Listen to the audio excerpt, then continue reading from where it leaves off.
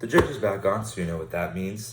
The Chiefs just beat the Bears 41-10, and basically, like I talked about before in the game preview, it was a get-right game for the Chiefs. A lot to talk about. A lot of storylines were come out of this game. The least of which is just the whole media focusing on Taylor Swift the entire game. It's really cool to see Travis Kelce actually get her to come out to a game. And her celebration after Travis Kelce's touchdown was great. So, if any of you watching are Taylor Swift fans and are not Chiefs fans, now's the time. Taylor Swift is dating one of the best Chiefs players, so there's that. And yeah, if you could just start talking about the Chiefs offense today, just basically perfect when Mahomes was in the game. A couple missed throws, some penalties, but it's fine. The Chiefs put up 34 points in the first half, 41 points if you include the first drive of the second half. Just very clinical effort. I think they only scored on out of those 41 points on those drives. They only didn't score on the very first drive of the game, and that was because Rashid Rice kind of ran a route. Other than that, the Chiefs were just basically perfect the entire game on offense.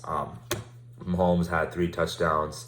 Isaiah Pacheco had 2 touchdowns. Jerick McKinnon had a rushing. No, actually, Clyde Edwards-Helaire had a rushing touchdown. Isaiah Pacheco had a rushing. So all 3 running backs had a rushing touchdown. Patrick Mahomes had 3 passing touchdowns. But kind of a quiet, I don't want to say a quiet game. He had 277 yards. And he got benched after he got benched after the first drive of the second half, and he had 277 yards by that point. 3 touchdowns. Probably could have got more, if the running backs weren't just running it down there. It doesn't help for Mahomes' MVP case, but that's fine. The Chiefs are much rather have the win, move to 2-1. Next week they play the Jets. So this is kind of game you just need to just get your offense back into the flow of things. Looked great today. Mahomes had plenty of time to throw. Receivers were open. The scheme looked great. And you play a team that next week that has really good defense, but their offense is struggling. Game the Chiefs should be able to win, but we'll get into that later in the week. Right now, let's just focus on this game. So Chiefs offense, like I said, played great this game. Blaine Gabbert had 2 interceptions. That's whatever. And as a backup quarterback, the game's over by that point. It doesn't really matter. The leading receiver today was Travis Kelce. He had, let me just check the stats right here. He had 7 catches for 69 yards and touchdown. We also saw the reaction to that touchdown. And then after that was Rashid Rice. Just a great game for him. The only thing I could stop him was the 1 yard line. He got down there twice. Could have had 2 touchdowns if he just got in right there. But, it's still a great game for him. You love seeing him get more comfortable in the Chiefs offense, getting a lot more playing time. Even Justin Ross was out there today early on. I think the first pass of the game was targeted towards Justin Ross. So you love to see that for him. The Chiefs are making an effort to get these young receivers into the game. Even Sky Moore had a good game today, a couple good catches. Justin Watson, that great throw from Patrick Mahomes down the sideline.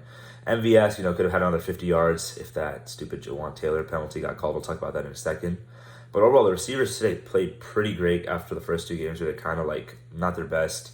Travis Kelce, much more into the flow of things this week. Last week they kind of had him on a pitch count. This week, more settled in, more calm, not really attacking any of the opposing players. Much better game. Travis Kelce, we all know, he was just always open, always there for Mahomes. So that's good for the offense. Offensive line, though, nothing bad about it. They played great, but something that's been really annoying since Chris Collinsworth basically just called them out on Thursday Night Football to open up the season. It's just Jawan Taylor has been getting completely targeted by these referees. I mean, obviously, some of his alignments, yes, he's too deep. But the one that was a touchdown to MVS, it really wasn't. His head was breaking the rule is that the head of the tackle has to break the belt line of the center or be out the belt line of the center, and it was on that case. I've seen people on Twitter talk about how sometimes the referees can't even really properly see him and are just erring on the side of doubt. But the doubt in this case is just that he's actually doing something illegal, which should never be the case for any NFL player. That's why it's just kind of they've been targeting him. I wouldn't say he's getting called on every single play that he's aligned deep.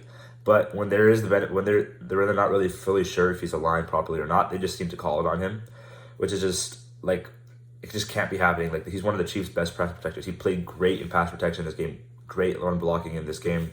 So if he's going to be constantly called for these penalties, which he's not even committing, it's something that the Chiefs has to point out to the NFL officiating. You can't be just erring on the side of doubt. It's been 2 weeks now.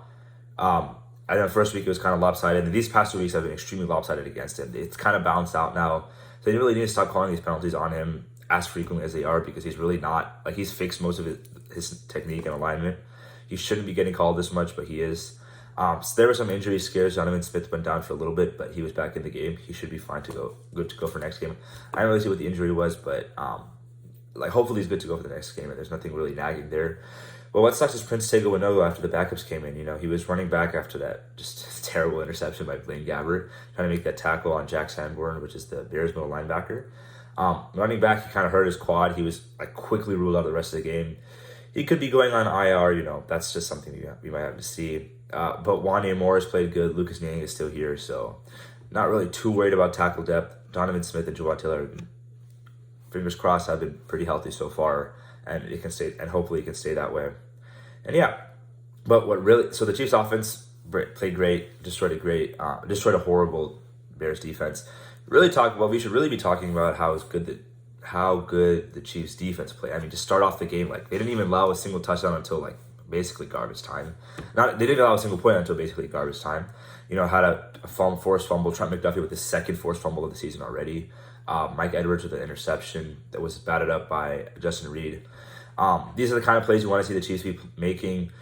They've always been pretty sound defense, but pretty bad at getting takeaways, and that seems to be changing this year. Trent McDuffie, like, whatever he makes up, because he can't really catch much interceptions. You know, he can't really jump up and get those balls as other DBs can, but he seems to be making up with it, like with these great hits on these balls, ripping the balls out, causing fumbles. So it's just, that's a good effort from there. And then just overall, just the Chiefs defense, the linebackers looked amazing. Nick Bolton wasn't playing today. You couldn't really tell that he was missing. Drew Tranquil played that role perfectly. Leo Chenal looked great. Willie Gay looked great. Willie Gay had the fumble recovery.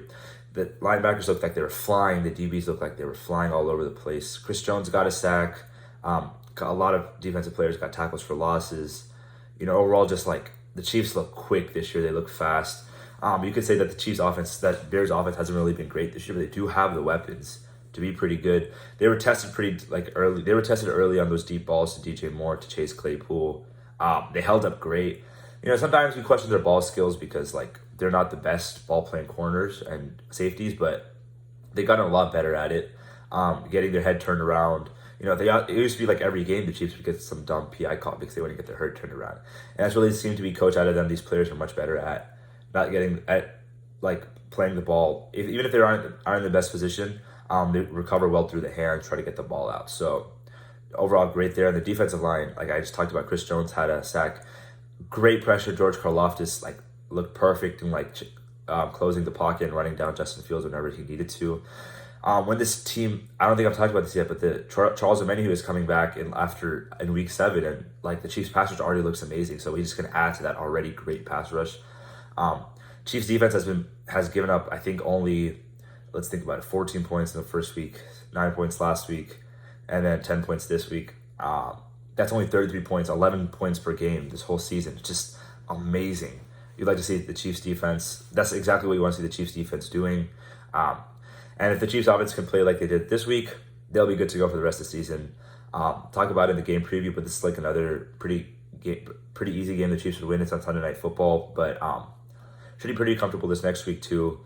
Get rested up for the hard switchover season that comes later.